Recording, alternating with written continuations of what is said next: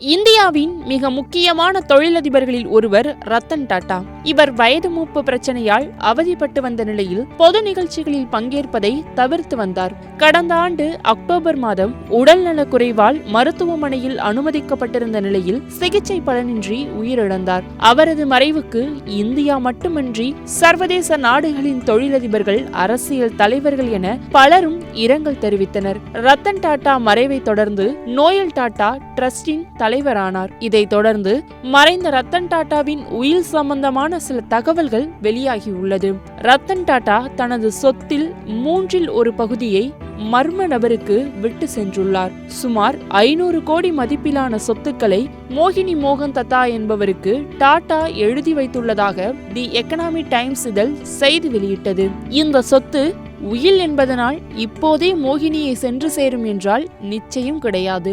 உயர்நீதிமன்றத்தின் சோதனைக்கு பிறகுதான் சொத்து மோகினியை சென்றடையும். குறைந்தது ஒரு 6 மாத காலமாவது ஆகலாம் என்று சொல்லப்படுகின்றது.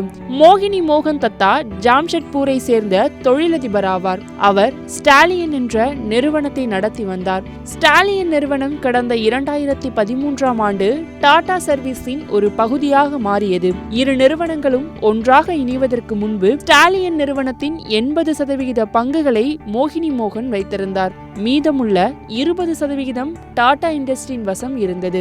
மோகினி மோகன் பல ஆண்டுகளுக்கு முன்பு ஜாம்ஷெட்பூரில் உள்ள டீலர் விடுதியில்தான் ரத்தன் டாடாவை சந்தித்திருக்கின்றார். அப்போது மோகினி மோகனுக்கு வெறும் 24 வயது மட்டுமே ஆகியிருந்தது.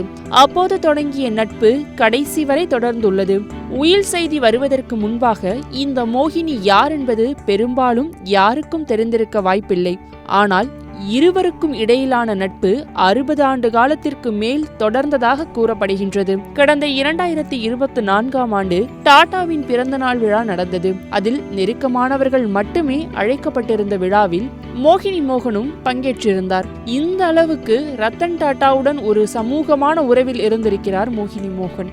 மோகினி மோகன் தத்தாவின் மகளும் பல ஆண்டுகளாகவே டாடா நிறுவனத்தில் தான் பணிபுரிந்து வந்துள்ளார். கடந்த 2015ஆம் ஆண்டு அவர் தாஜ் ஹோட்டலில் பணிபுரிந்து வந்த சூழலில் அதன் பிறகு டாடா டிரஸ்டில் பணிபுரிந்தது குறிப்பிடத்தக்கது.